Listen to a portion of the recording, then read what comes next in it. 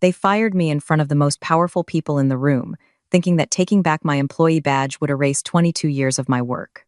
What they did not know was that the thing that could unlock a deal worth more than $3 billion did not belong to the company. It was sitting in my jacket pocket. You are finished here, Melissa. Effective immediately. When you leave, hand your employee badge to security. Victor Hayes did not lower his voice when he said it. He did not want only me to hear him. He wanted the whole room to witness that moment, as if humiliating me in public would make him look like a decisive leader. But that room was not an ordinary conference room. It held 2 state governors, a United States senator, 11 executives from some of the largest infrastructure investment firms in the country, and a deputy director from the Federal Highway Administration who had flown in from Washington that morning, specifically to witness the signing. We were only 45 minutes away from finalizing a federal infrastructure grant worth $3.1 billion, a grant that would reshape transit corridors across 4 states. Every signature page had been tabbed. Every pen had been uncapped. Everyone in the room believed they were about to take part in a historic signing. And Victor chose that exact moment to announce that my career at Whitmore Infrastructure Group was over. I stood there and heard every small sound in the room become strangely sharp. Paper shifting, someone holding their breath, a chair grazing the polished floor. If he expected me to tremble, plead, or try to defend my value in front of those people, then he had misunderstood me from the beginning. I had spent more than 2 decades learning how to stay calm in rooms where one careless sentence could collapse hundreds of millions of dollars. And in that moment, what I felt most clearly was not fear. It was the cold precision of a woman who had seen the storm coming, shut the windows, secured every important document, and waited for someone else to realize they were standing inside the wind they had created. My name is Melissa Carter. I am 54 years old. I spent 22 years at Whitmore Infrastructure Group building the public-private partnerships that kept the company alive during the years, when many people believed infrastructure was an old, slow, dying business. I was the woman who flew to Austin at midnight when the Texas Department of Transportation threatened to withdraw from our first major project. I was the woman who drove through a snowstorm in January of 2011 to deliver revised bond documents to a county commissioner in rural Ohio because the delivery service had failed us. I was the woman who sat across from 11 different federal program officers over more than 2 decades, answering patiently, revising patiently, keeping promises patiently, until they understood that if I said something would be done, it would be done. That kind of trust cannot be bought with dinners. It cannot be performed through polished language. It cannot be transferred through a termination letter. I never saw my work as simply signing contracts or building schedules. My real work was giving people who did not naturally trust one another enough reason to sit at the same table, put a pen to paper, and believe the system behind the promise would not betray them. That was what Victor never understood.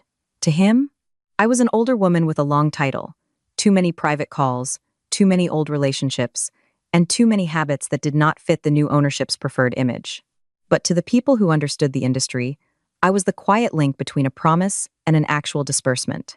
I knew my value was not printed on my business card.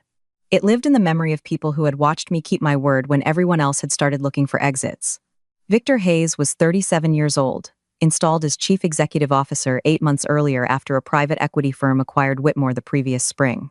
His resume looked impressive at a glance.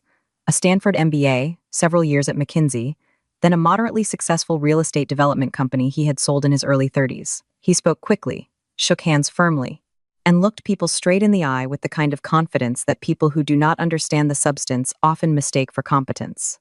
But what he did not have was even 1 day of real experience with federal procurement law, bonding requirements, grant audits, or the specific patience required to build trust with a government official over many years.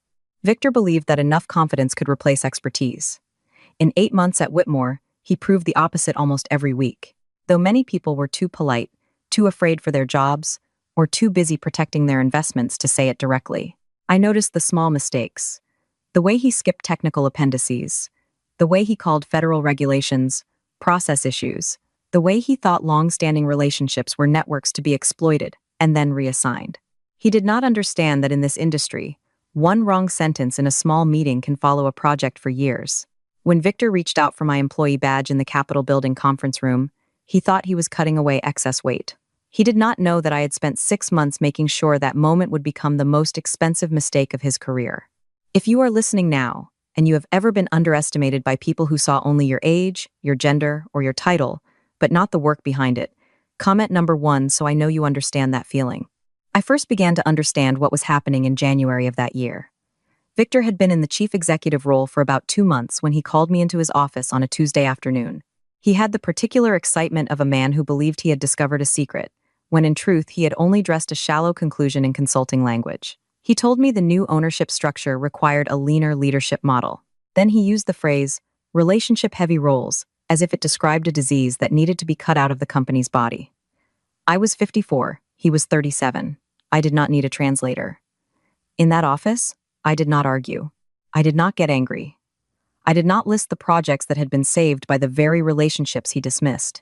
I nodded, asked a few questions about timing, transition scope, and how leadership wanted responsibilities transferred. Then I thanked him for being candid. That seemed to unsettle him, because he had clearly prepared for resistance. He thought a woman my age, after 22 years of service, would cling to her seat. He did not know that I had learned long ago that in important negotiations, the person who speaks less often hears more. I left his office with the same calm expression I had worn when I entered. But inside my mind, the pieces had already begun to align. Victor wanted me out before the largest grant in the company's history was completed. He believed the remaining work was ceremonial. He believed signatures were the end of the process, not understanding that with federal funding, signatures only open another layer of verification. And at that layer, he did not have the key. I did. The Whitmore Federal Partnership Grant, which we internally called WFPG, had been my project from its earliest stage. 3 years of preparation, 14 formal proposal submissions, 4 rounds of revisions requested by the Federal Highway Administration, hundreds of calls, and countless paragraphs rewritten until every commitment was ambitious but still deliverable. I had built the entire framework from the original concept, working directly with Nathan Brooks, the federal deputy director who had been my counterpart for almost 15 years. Nathan was the kind of meticulous person many corporate leaders found inconvenient. He was old school in the best sense of the term. He believed in complete documentation, clear deadlines, commitments written in precise language, and personal responsibility that could not be dodged. He had no patience for corporate theater. He did not care who had the better slides, who gave the cleaner speech, or who wore the more expensive suit. He cared about who did what they promised. Nathan trusted me not because I was charming, but because in 15 years, I had never overpromised him. When I said an item would be submitted on Friday, it was submitted on Friday. When I said a provision needed revision, it was revised before he had to ask twice. That kind of professional record takes a long time to build, and one terrible meeting can destroy it. So when Victor dismissed the project as if it were just another transaction, I did not only feel that he was insulting me, I saw him placing an entire network of trust into the hands of empty confidence. Like this video, if you believe there are values in work that cannot be measured by age, title, or modern-sounding management slogans, the grant signing structure contained one extremely important detail that I had proposed during the 3rd revision cycle, and the federal team accepted it quickly because it aligned with their risk control requirements. The agreement designated a responsible authorized representative, known as the RAR. That person held a digital credential linked directly to the federal grant disbursement system. In simple terms, after everyone signed the documents, the system still required one final authentication step to certify federal compliance. That credential was issued by the Federal Grant Management Office after a background clearance process that took 4 months. It was tied to a government-issued smart card, and on the morning Victor told me to hand over my employee badge, that smart card was in my jacket pocket. I want to be clear about this, because it was not a loophole or a trap I had hidden inside the agreement. The 2 governors could sign, the senator could sign, every investor could sign every page. But if my credential did not authenticate the final certification, the disbursement system would not release a single dollar. The grant would fall into a strange state, approved on paper, but functionally frozen, until the Federal Grant Management Office processed a new RAR application. That process took at least 16 weeks, possibly longer, because changing an authorized representative during the active period of a grant automatically triggered a compliance review. I had never concealed this. I had explained it in meeting documents, executive summaries, and the project manual I updated every quarter. It was a massive detail to anyone who actually read the documents, and invisible to anyone who only skimmed the summaries. Victor belonged to the second group. Starting in February, I did what any responsible professional should do when she sees a systemic risk being ignored by leadership. I did not threaten anyone. I did not send suggestive emails. I did not try to build a faction against Victor. I simply made sure the people with the most to lose understood the full picture. I met privately with Nathan Brooks in Washington in February. In March, I sat down with the senior legal partner advising two of the investment groups. In April, I spoke with a senior aide to one of the participating governors. In each conversation, I explained the RAR structure in neutral, slow, precise language. I explained that federal grant agreements at this level of complexity do not operate like commercial contracts. You cannot swap a signatory at the last minute with a simple amendment. Personnel changes at the authentication level trigger mandatory review periods. The federal system is not designed to accommodate impulsive staffing decisions made by privately held companies. I opened every conversation the same way. I want to make sure your side is protected. I want to make sure the years of work everyone has invested in this agreement are not placed at risk by an administrative gap. Those people understood what I was really saying. None of them ran back to Victor. Perhaps they had observed enough to know the issue was not that I was trying to protect my position. The issue was that a new chief executive was preparing to walk into a room full of legal obligations without knowing what was holding up the floor beneath him. I did not need them to take my side. I only needed them to take reality's side. I need to step back for a moment and explain the price I paid to be in that room, because without that, it would be easy to mistake this story for simple workplace revenge. My daughter got married in September of 2019. That day, I was in Washington for an emergency hearing before the Federal Surface Transportation Board. The hearing had already been rescheduled twice, and if it moved again, another project I had followed for years would collapse. I watched my daughter walk down the aisle through a FaceTime screen my son-in-law held up on a selfie stick near the altar. No mother should remember her daughter's wedding through a shaking image on a phone. After that, my daughter did not really accuse me anymore. She simply stopped inviting me to things she assumed I would miss. That is a different kind of pain. Not shouting, not tears, but the quiet lowering of expectations from someone who once needed you. My father had a stroke in March of 2021 and died 3 days later. At the time, I was in Columbus, Ohio, finishing a presentation to a state infrastructure committee that had taken 2 years to prepare. I drove through the night after the session ended and made it home for his last 4 hours. My sister has forgiven me. I am not sure I have forgiven myself. Subscribe to the channel if you want to keep hearing stories about women who gave too much to their work, then finally learned how to take their lives back. I do not tell you about those sacrifices to ask for sympathy. I tell you because when Victor stood in that conference room and said I was finished, he thought he was taking everything from me. He believed the only things I had were a title, a corporate email address, and a plastic badge clipped to my lapel. But the things I had truly given Whitmore were never inside the human resources system. They were the family dinners I missed, the calls I did not answer, the personal promises I broke so I could keep professional ones. A termination decision could not return those things, and it could not erase them from me. And the things I had built, the things that actually mattered, were trust, relationships, and the quiet architecture of 22 years of kept promises. They had never belonged to Whitmore. They belonged to me. On the morning of the signing, I arrived at the Capitol Building conference room at 7:15, though the formal session did not begin until 9. I arranged the materials the way I always did. A binder at each seat, signature pages tabbed, agenda cards face up, a clean legal pad and 2 pens placed neatly at every position. I made coffee in the small break room and brought it in on a cart. The setup took 40 minutes. Those are not the tasks people photograph. No one praises them in annual reports, but they determine the rhythm of a signing. When a room is prepared carefully, people are more likely to behave carefully inside it. I had learned that long ago. A well-prepared room is a quiet way of telling everyone who enters that the work deserves respect. Victor arrived at 8:50 with Cassandra Blake, the 31-year-old strategic partnerships director he had hired 6 weeks earlier to shadow my role. Cassandra was not a bad person. She was young, intelligent, and carried the look of someone who knew she had been placed into a position she did not fully understand yet. I never blamed her for being hired. I only regretted that Victor had turned her into the symbol of a replacement she was not ready to become.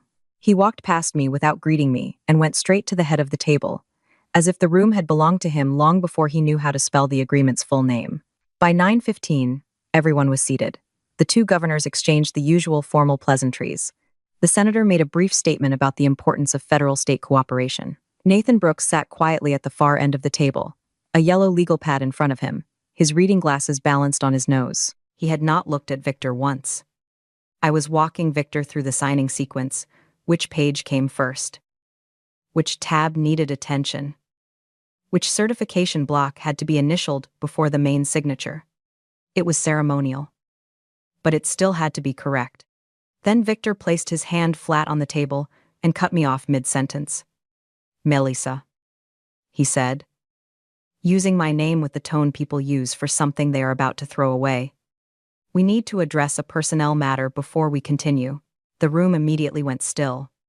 Not ordinary silence, but the kind that arrives when everyone senses that something has slipped off the rails. I looked at him. I did not interrupt. I did not rescue him. I did not help him choose a less damaging path. There are moments when you have to let someone speak their mistake all the way through. Your position has been restructured, Victor said, addressing the room almost more than he addressed me. As of this morning, you are no longer employed by Whitmore Infrastructure Group. Cassandra will manage the completion of today's process. Security has been notified. Please return your employee badge and all company property before you leave. I stood still for several seconds. My hands rested at my sides. My briefcase touched my right leg. Inside it, in the zippered compartment, was my federal smart card in a thin government-issued holder, with my photograph, my credential number, and the Federal Grant Management Office seal in the upper left corner. I had known for 6 months that this could happen. I had imagined many times how I would feel: angry, vindicated, afraid, wounded. But the real feeling was quieter than all of those. It was like standing outside a house and watching the door close, only realizing the person trapped inside was not me. I unclipped my Whitmore badge from my lapel and placed it on the table in front of me. The sound of the badge touching the wood was so small, it should have been meaningless. But I saw several people follow it with their eyes. I picked up my briefcase, turned, and started toward the door. Each step was slow enough not to look like running, fast enough not to look like I was waiting for permission. Inside, I had no need to perform. I did not need to say, "You will regret this." People who say that are usually not sure. I was sure. And in rooms like that, certainty can weigh more than any threat. I had taken only 3 steps when Nathan Brooks's voice crossed the room. "Mr. Hayes." He did not raise his voice. Nathan never had to. Some people carry authority, not because they speak loudly, but because everyone knows they speak only when something needs to be recorded. Victor turned toward him, still wearing the irritated expression of a man interrupted during a performance of power. Nathan said, "Before we proceed, I need to confirm the RAR credential status for today's certification." Victor frowned. "The what?" No one in the room moved. "The responsible authorized representative credential for federal disbursement authentication," Nathan explained, his voice as even as if he were reading a provision he had read 10,000 times before and was prepared to read 10,000 more. "Your grant agreement requires the RAR to authenticate the final federal compliance certification before disbursement processing can begin. The credential is smart card-based. I need to verify that the authorized credential holder is present and prepared to complete that step." A silence opened across the table. I still stood near the door, briefcase in hand. Victor glanced at Cassandra and said, "Cassandra can handle that." The certainty in his voice was remarkable. It was not the certainty of knowledge. It was the certainty of a person who does not yet know what he does not know.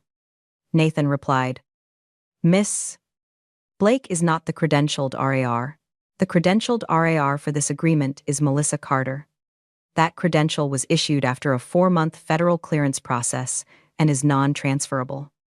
A new RAR application would require a minimum review period of 16 weeks, during which the grant agreement would enter administrative hold." He paused briefly. "I can provide the relevant regulatory citations if that would be helpful." Victor looked at Cassandra. Cassandra looked down at the table. I did not feel triumphant when I saw it. There is a large difference between justice and the pleasure of revenge. I did not want Cassandra humiliated. She was simply someone placed into a play by a director who had not read the script. The Pennsylvania governor leaned forward slightly, not aggressively, not with a fist on the table, but in the way serious people lean forward when they have just understood a point large enough to change the entire meeting. He said, Victor, how long has your team known about this RAR requirement? Victor's jaw tightened. I am sure we can work through a few administrative issues. 16 weeks. The Pennsylvania governor repeated, this time to his aide, who had already pulled out a phone. Our construction window closes in 11 weeks. The senior legal partner from Summit Ridge Capital, one of the largest investment groups at the table, had barely moved until then. Now he opened the grant agreement binder to a tabbed section near the back and pushed it toward the center of the table without looking up. Paragraph 14. Subsection C, he said, not directing the words to anyone in particular. RAR credential must be authenticated at the time of final federal certification. Non-compliance voids the disbursement trigger. He paused on one word. Voids. That word landed in the room with more weight than any accusation could have. I still stood by the door. I did not leave. And I did not return to the table. I simply remained there, like a fact they had just decided they could no longer ignore. Nathan Brooks removed his reading glasses and placed them neatly on his yellow legal pad, aligned with the top edge. In 15 years of working with him, I knew that when Nathan removed his glasses and aligned them that way, he was finished debating.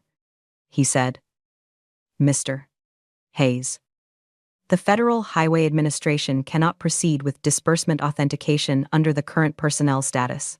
I recommend that your legal team review 23 CFR Part 1.36 before this session continues. He closed his binder and set his pen on top of it. I will be in the hallway if you need me. Then he stood, straightened his jacket, and walked past me with the unhurried steps of a man who had nothing left to prove in that room. The Pennsylvania governor's aide was whispering into his phone. The Summit Ridge Capital partner had opened his laptop. The senator turned to confer with his chief of staff in the low, fast murmur politicians use when an event shifts from ceremony to damage control. Victor remained at the head of the table. His notes were open in front of him.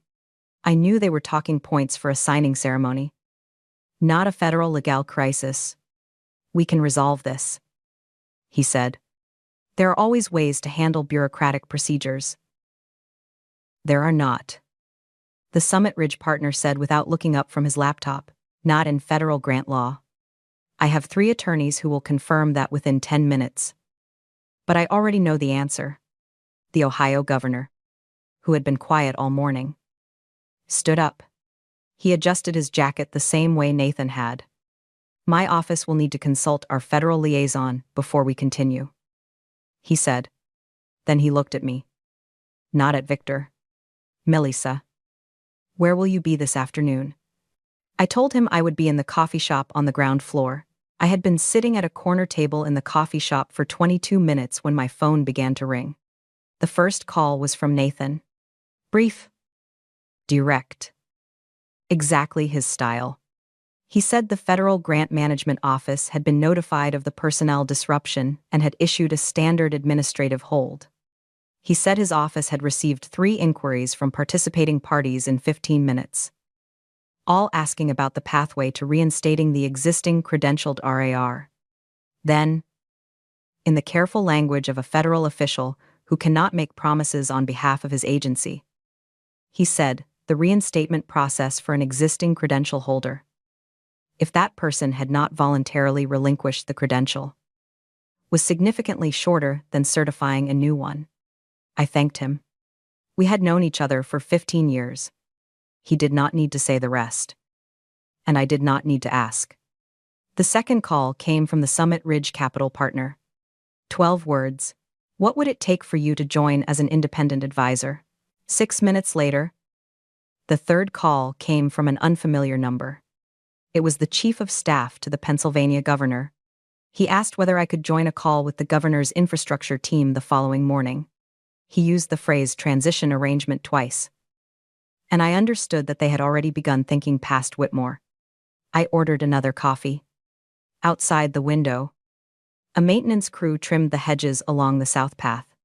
They worked slowly, steadily, with the rhythm of people who knew exactly what they were doing and had no reason to rush, because the work would be done correctly or it would have to be done again.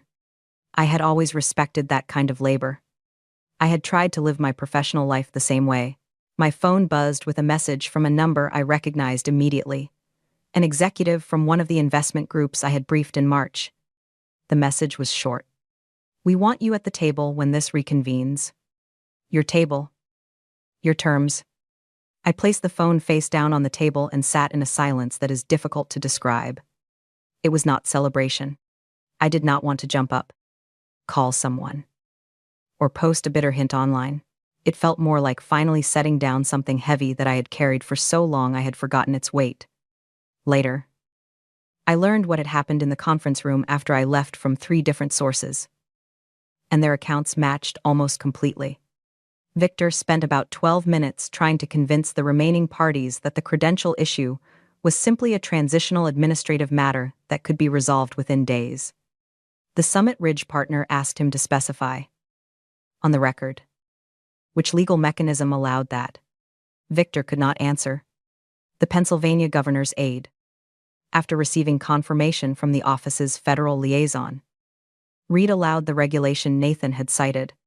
The language was not ambiguous. A change in the credentialed RAR during the active period of a grant agreement triggered mandatory administrative review. There was no shortcut. There was no exception for privately held companies undergoing ownership changes. There was no workaround. The Ohio governor left at 10:47. The Pennsylvania governor followed 8 minutes later.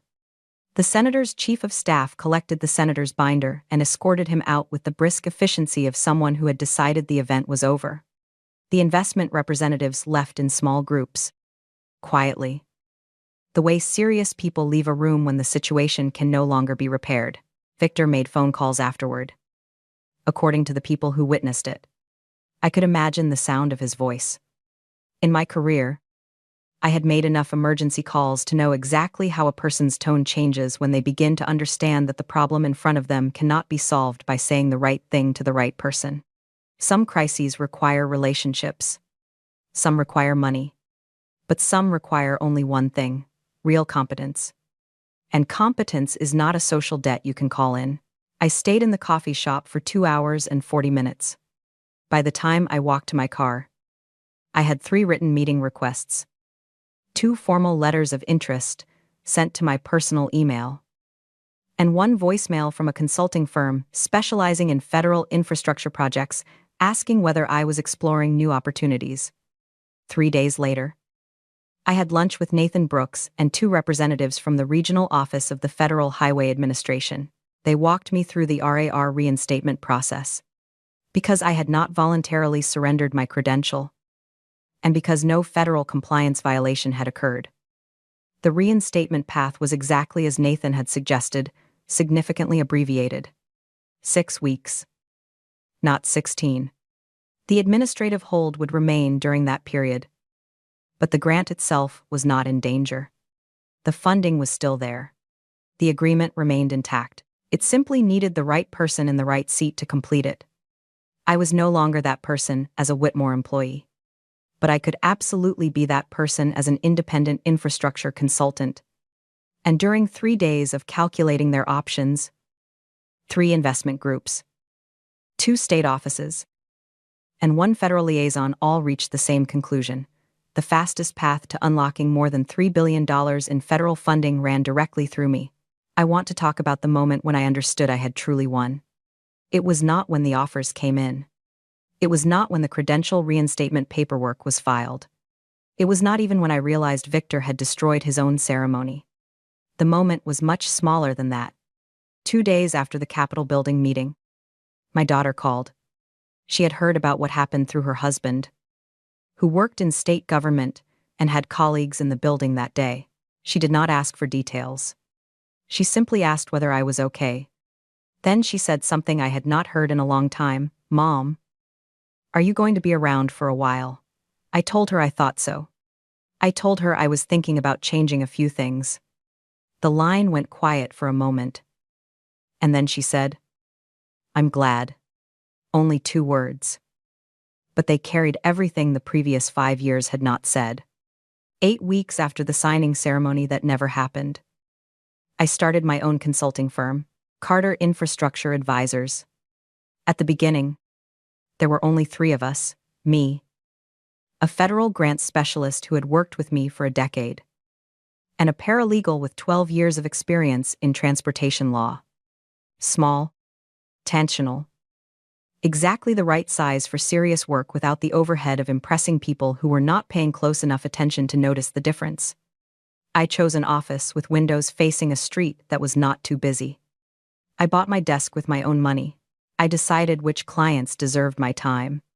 For the first time in years, I did not feel as if I had to prove my value to people who only read summaries and still wanted to decide the fate of entire agreements. The reinstated grant agreement was completed in the 7th week after my firm was created. The signing this time was much quieter than the performance Victor had planned. No photographers. No prepared speeches. No one acting out leadership for the cameras. Only the actual relevant parties. The necessary documents. And the credential authentication that released the first disbursement tranche on the following business day. When it was my turn to sign, Nathan Brooks handed me a pen. It was a standard government ballpoint. So ordinary it was almost anonymous. Probably worth less than $1. But it wrote smoothly and did not call attention to itself. He did not make a grand speech.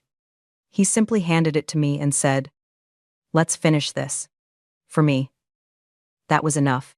The final value of the agreement, after an amended scope that had been discussed for months, finally found room to close, reached $3.4 billion. $300 million more than the deal Victor had tried to complete without me. My first year of revenue, as an independent firm, exceeded my final Whitmore salary by 62%. I have turned down 3 acquisition offers. I have no intention of accepting a 4th. As for Victor, I heard about him through the kind of professional network that moves information quietly but efficiently. He lasted 11 weeks after the capital meeting before Whitmore's private equity owners made a change. The grant failure was not the only problem. It was simply the most visible one. He is now a senior associate at a mid-sized development consultancy in Denver, reporting to a 58-year-old female managing director who, from what I have heard, never uses the phrase relationship-heavy roles. I still think about Victor sometimes, not exactly with satisfaction, more with a mild curiosity about a lesson that cost someone else more than it needed to. He was not entirely wrong when he said the infrastructure industry needed to change. Every industry needs to evolve. But his mistake was believing that evolution meant replacement. That the new way of working had to stand on the grave of the old way, instead of learning to stand on its shoulders. Some people learn that before they lose something they cannot recover. Some people do not. I was lucky enough to get a second chance at something more important than any grant agreement. My daughter and I have dinner together every other Sunday. Since I started the firm, I have not missed a single one. It turns out that when the work truly belongs to you, when there is no senior leadership layer above you to please, no quarterly image to manage, no performance of authority to maintain, it becomes possible to be both a professional and a person. I spent 22 years believing those 2 things were always competing with each other. I was wrong. I had simply worked in the wrong place for too long. On the wall behind my desk, I keep a framed copy of the grant agreement cover page. My name sits in the signature block at the lower right, not buried in an operational appendix, not listed as a supporting party. Just my name, my credential number, and my signature. Clean, clear, permanent, and completely mine. Directly below that frame, on the edge of my desk, I keep the government ballpoint Nathan handed me that day. It stopped writing about 3 months ago. I have not thrown it away. Some things you keep, not because they are useful anymore, but because they remind you of the exact moment you stopped building something for someone else to put their name on. Thank you for watching until the end. If this story reached you, please leave 1 like and 1 channel subscription so you can keep walking with me.